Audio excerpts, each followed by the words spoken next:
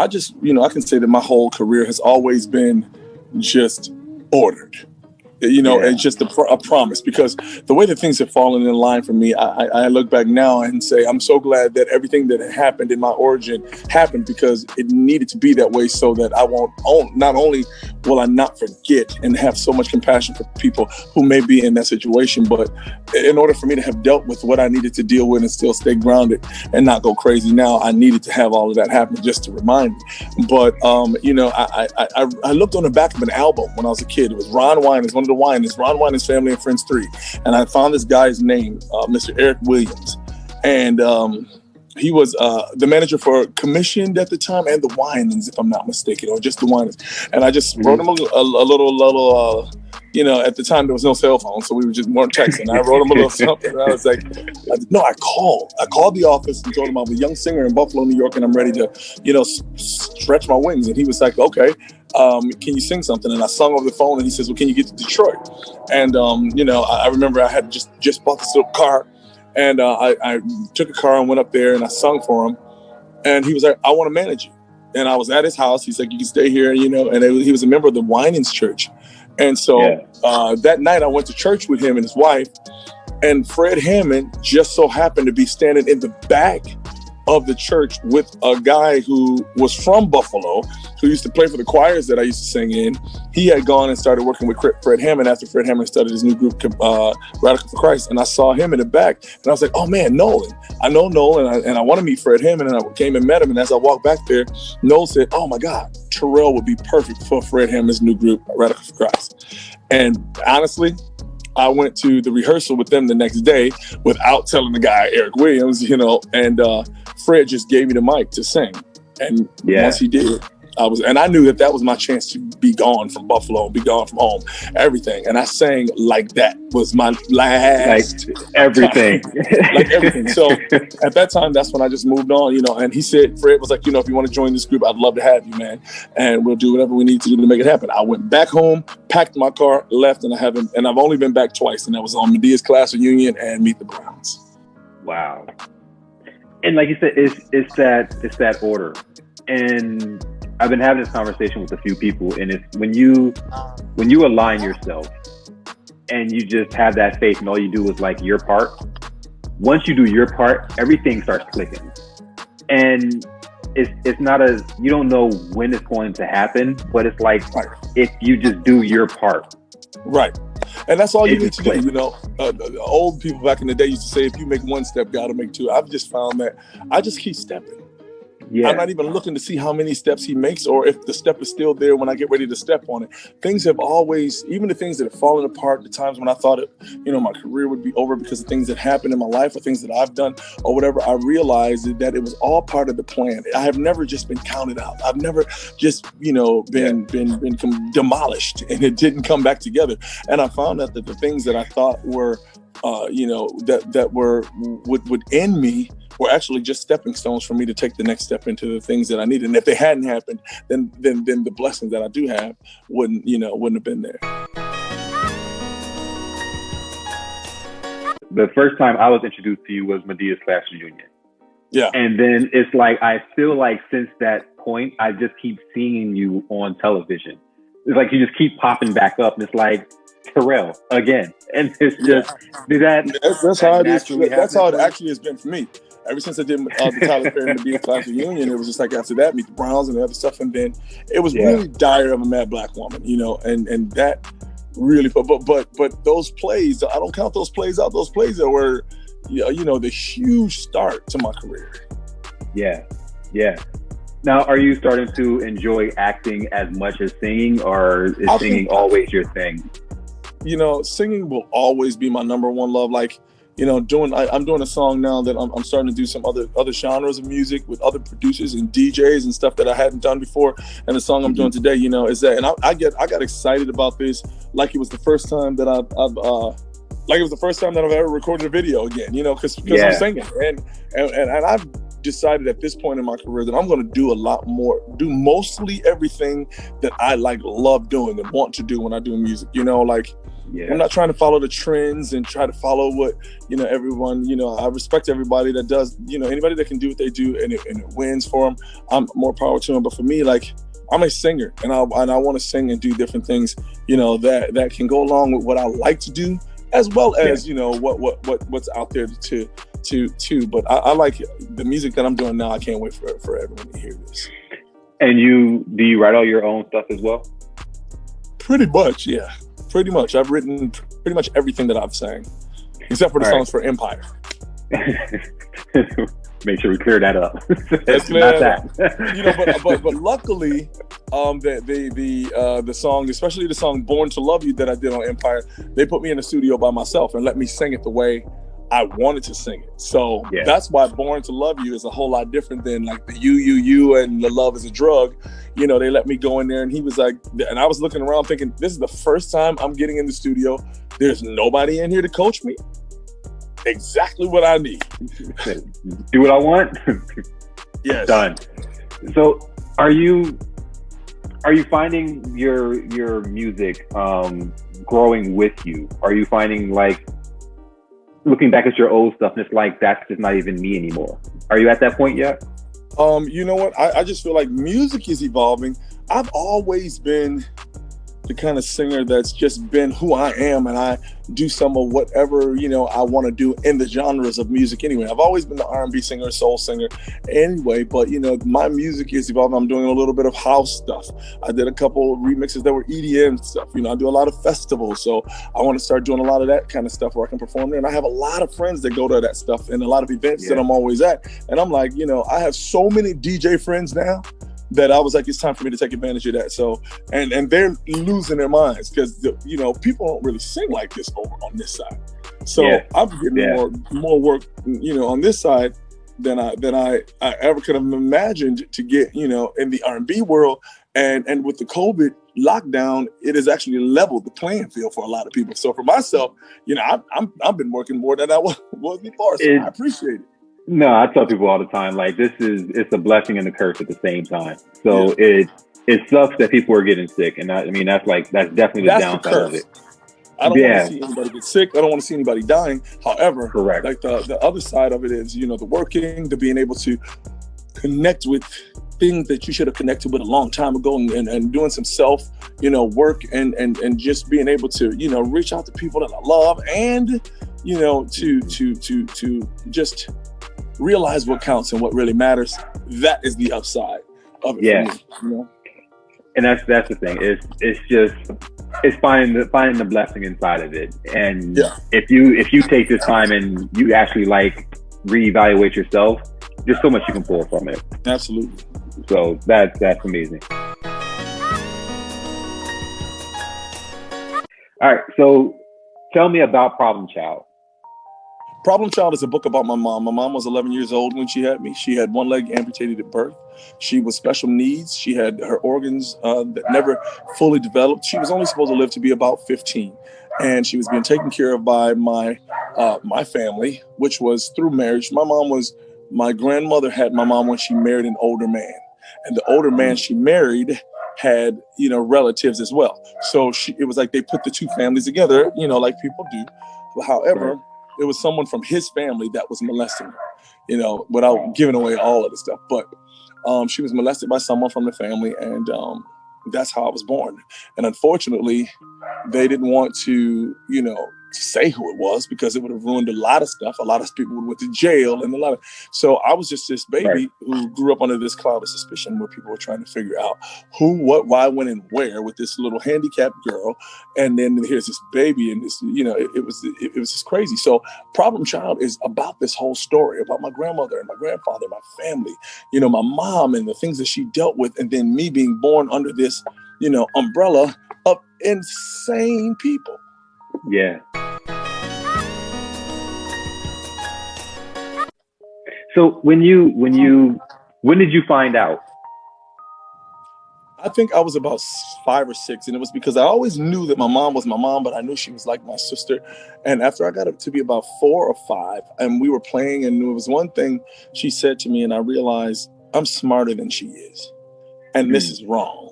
I remember it broke my heart. I remember it hurt. I remember thinking I have to protect her and not make fun of her. I have to not ever do anything, that'll make her feel like a baby. She was like a baby to me, Yeah. And I knew it. And then I realized if that's my mother, ain't nobody else's mother like that. I just had to, it made me start looking at my surroundings and realizing this is just not natural.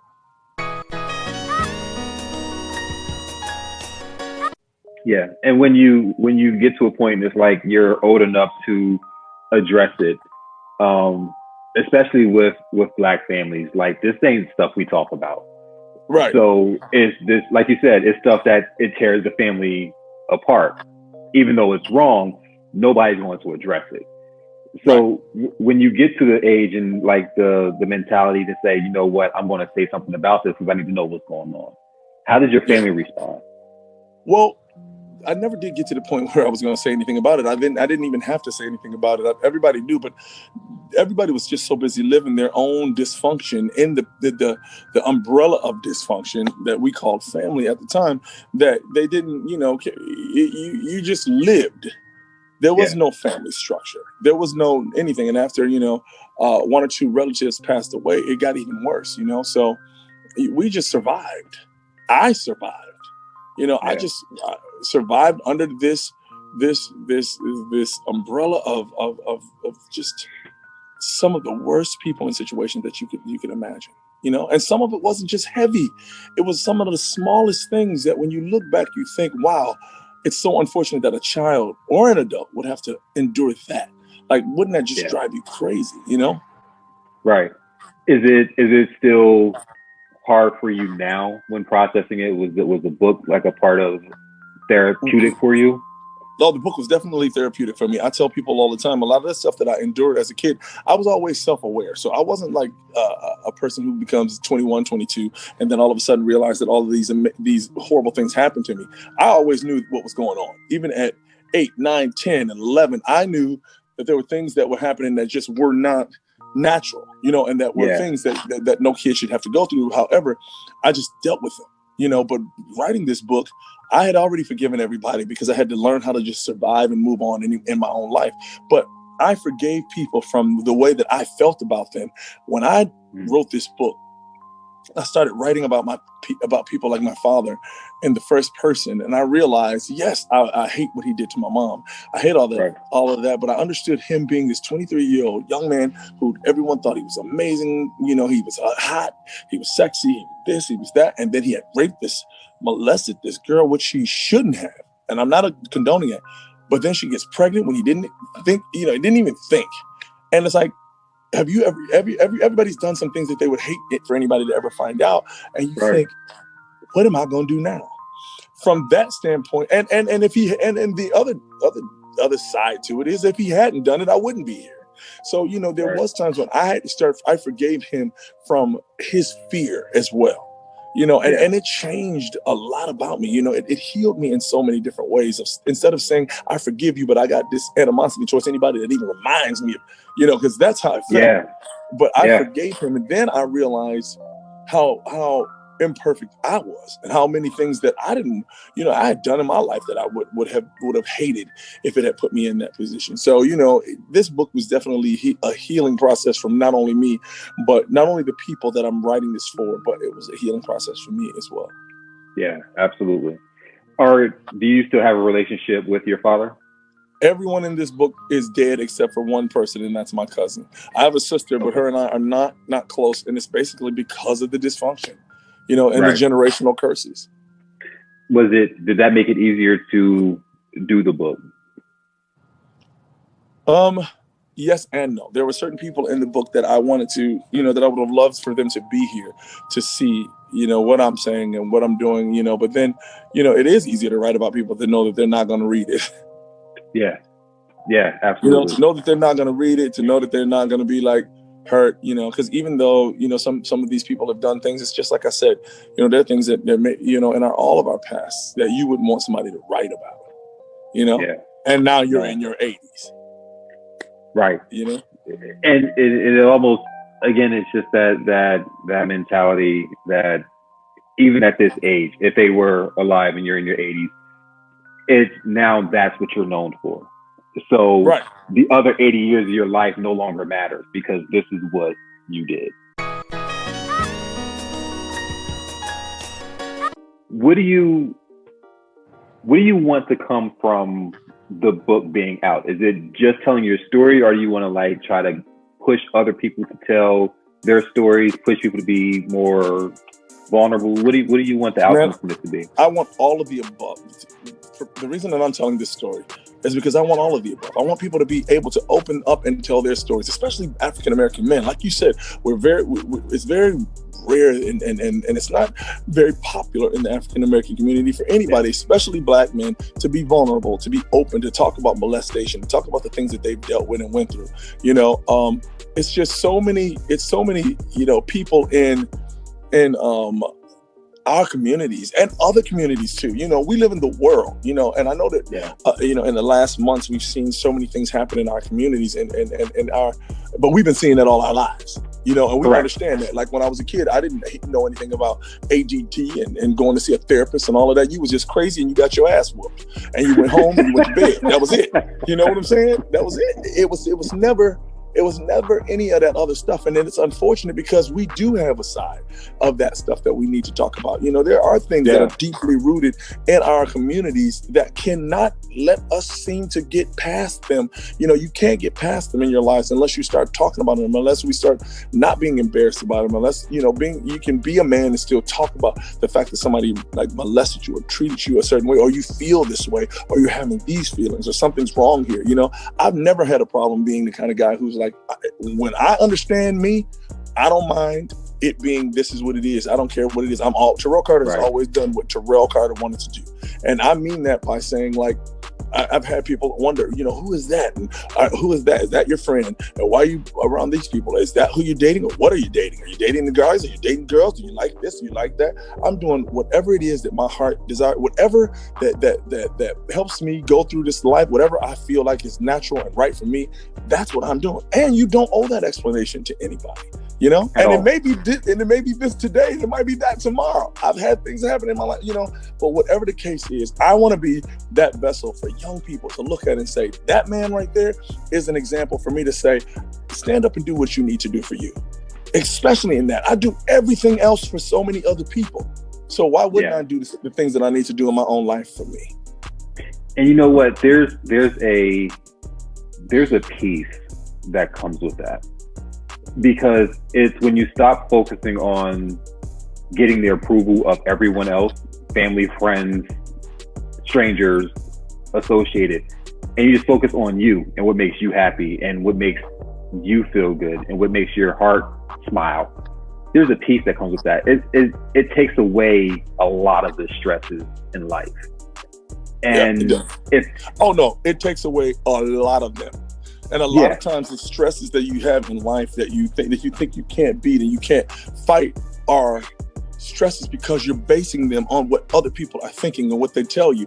And I heard someone say one time when you're like, oh my God, I know they're going to be talking about me and I know that. First of all, if you knew how little they did talk about you, if you knew that the people that you're thinking that are really talking and thinking about you and creating all of these big, if you knew how many times and how quick it was and how much they don't really care and don't think about you, you would say to yourself, you know what? I can stand hearing my name once or twice or reading a tabloid here, or maybe this, or being in school and somebody said this, that, and the other. If that's all it is, because I realize that's really all it is. And it may be on me, and for these 3-4 days as an artist, it may be on me, the bloggers, they say this, they say that, but they're going to move on. And if I got to endure that to still stand and say, I'm going to do Terrell Carter, then that's what I'm going to do. Because the peace of mind that I get from that, the stress relief that I get from that, I can deal with my problems when I realize that they're not everything and that everybody isn't involved. You know what I mean?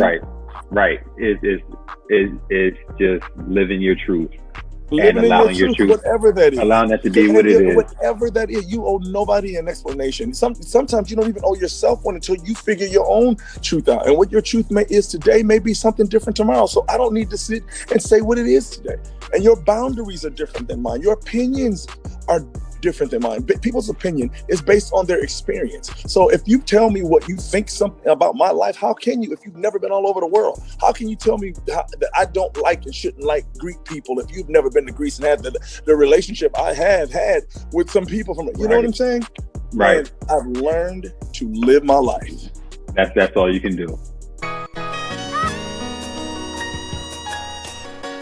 That's all you can do. So tell me about this video you're about to shoot.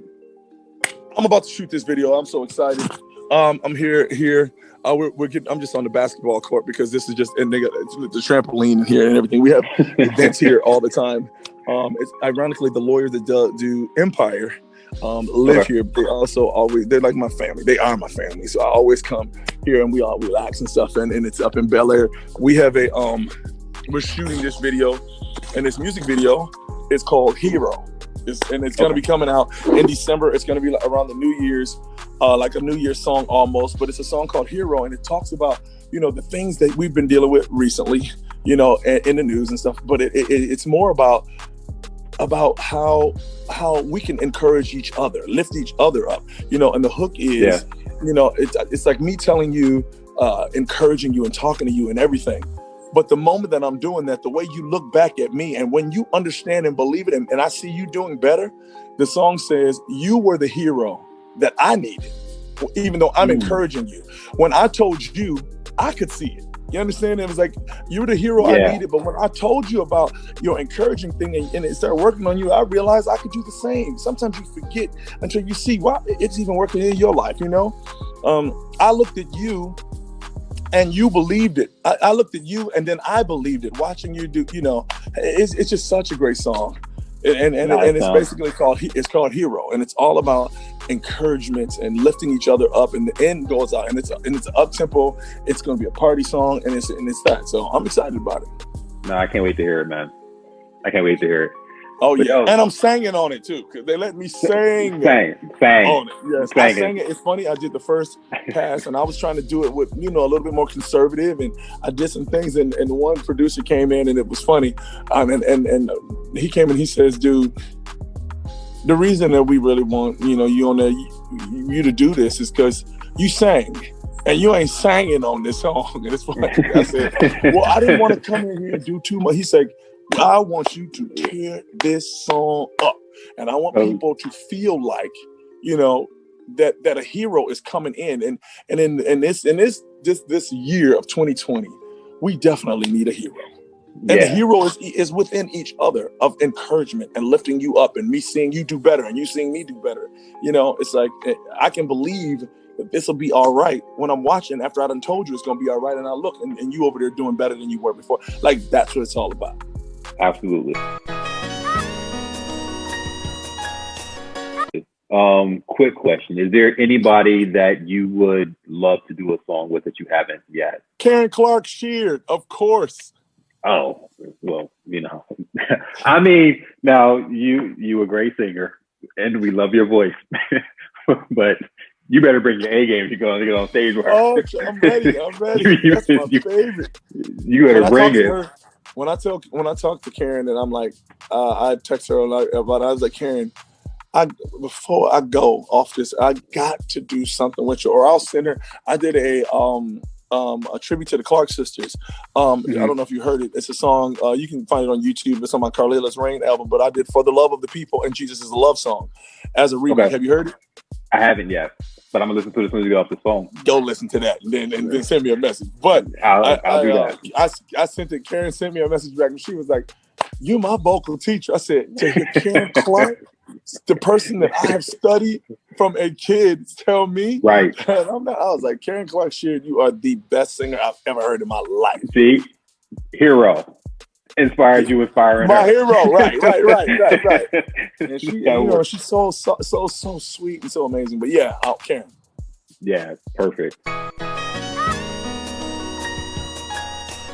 I'm just excited about so many things that are happening, but I'm excited to know that I've connected with people in a way that I never thought I would connect with them. You know, I thought that singing and acting and all of that modeling and stuff was my claim to fame and everything, that I thought that was my gifts right there. But my gift is healing and being connected to people and healing myself and healing others with my story. This story was something that was given to me as such a gift. And a lady asked me, and then I'll let you go. A lady asked me, you know, with the cards that you were dealt, how can you wake up every morning and continue to have and be motivated? I said, it wasn't the cards that I was dealt. Look at the cards that I was left to play with. And that's what I'm grateful for. Terrell Carter's interview reminds me that you truly don't know someone until you speak to them for yourself. You don't know anyone's backstory. You don't know their history. You don't know why they do things that they do. You don't know why they're passionate about things that they're passionate about. You find that out when you speak to people. So Terrell reminded me to just live my life for myself. Do what makes me happy. Keep pushing for my purpose. Keep pushing for my passions. Keep God first. Important things that we always hear, but we never really put fully into place.